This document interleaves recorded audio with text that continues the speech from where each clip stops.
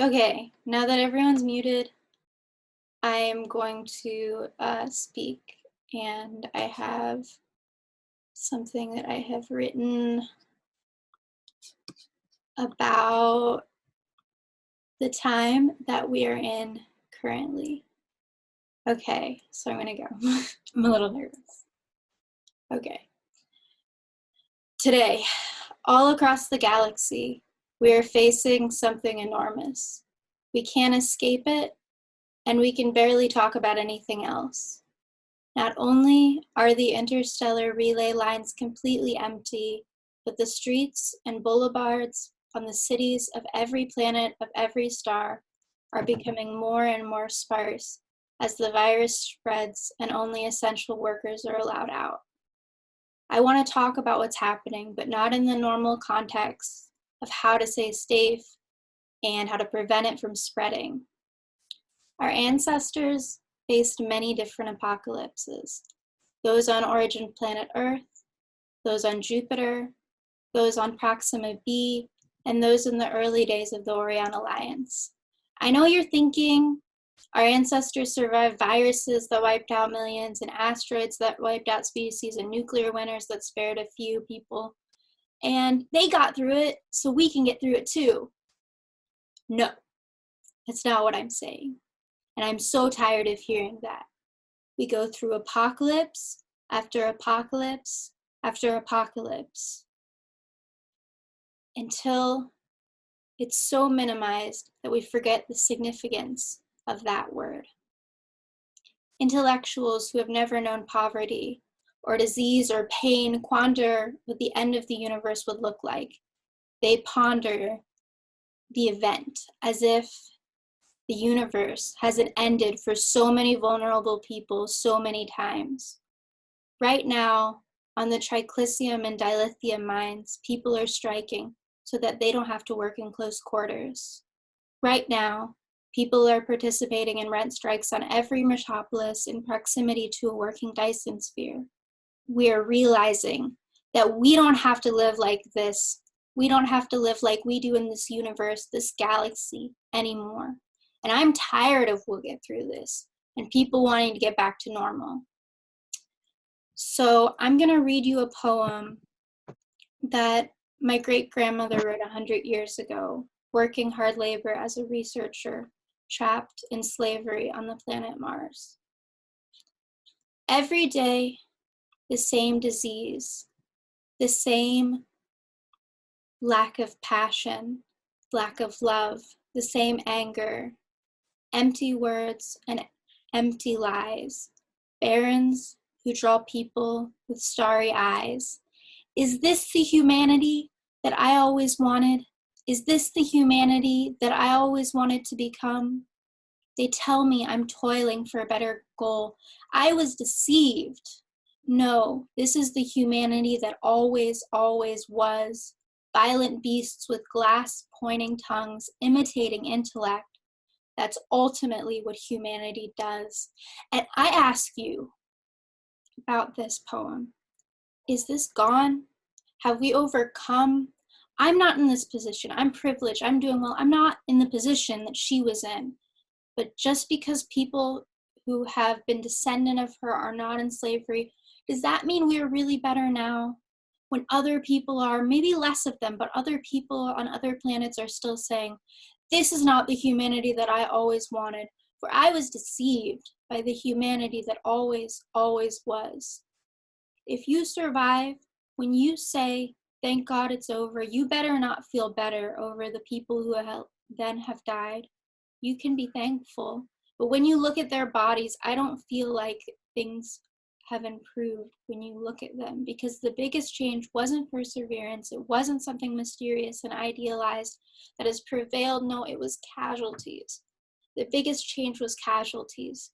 How many times have people and historians said something about the bright side, and then you looked and there were casualties? How many times have people said, it's a new, brighter era, even historians, over casualties? Was everyone liberated, or was the sky just a little bluer and clearer over mass graves? Sorry, this is a little dark, but I hope everybody's still holding through. Okay. Humanity has not advanced, it has spread. Humanity has risen to the stars, but not to the occasion. Humanity has risen to the stars, but not to the principles that we pretended to take us there. Think about when we were on Earth, when robber barons sent out police to shoot unionizers in the 19th century. Think about when people were working to fill numbers like robots in the 21st century until they passed out or shit themselves. Even worse, think about when it all fell down and the guards of millionaires who wore shock collars in exchange for basic food in the 23rd century. Maybe an academic quoted Marx here or there, now and again, but what were creatives like me who were concerned about the future really thinking about? They were always thinking about the future, not knowing that they were standing in it. Because to a creative, the apocalypse was somewhere else, was some other time. Because to the person who can write, what is the future? They must believe that it exists. And weirdly, it did. And weirdly, it does. But their urgency makes it obvious to me that where we are standing really should be the point that changes everything. Right now, you are thinking about right now as you wash your hands or tentacles or other tendons.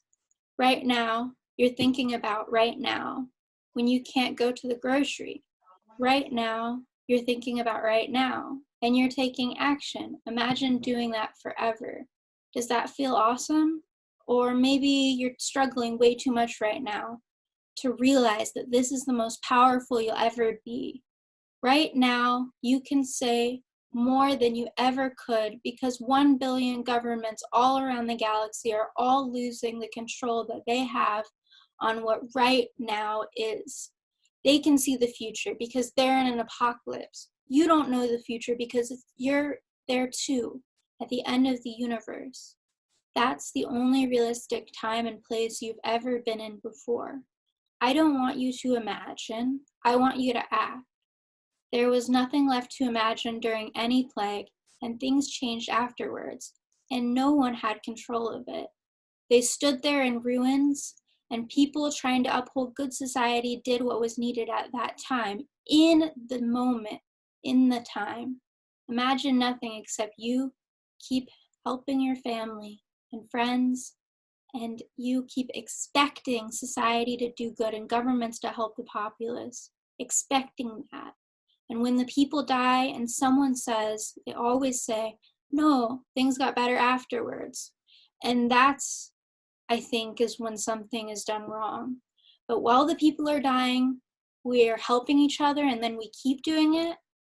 That's when you know for once that they did it right. This isn't a call to action because I'm human. I'm not really that smart. Only humans are so allowed to agree with that, by the way. Don't be racist. This is just the philosophical rantings of someone who lives in a universe of multitudes, and for once everything is fucking up at once, and I don't want to see that go down in history and things to just prevail. Fuck it all up and just have history die together, or even better, you say fuck everything that they upheld, because the bankers and the kings and the presidents and the princes have always come back. And aren't we tired of that happening? Aren't we tired of history? How many histories can people and persons ever had? Wait a second. Wait a second. I've got a thing that's still there. It's kind of a time thing. On your hands, no, not on your hands. Raise your hand if I am currently transmitting to you in the 21st century. That was a mistake. Oh well. Okay. How are you doing?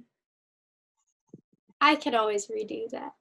Thank you though, people, for listening.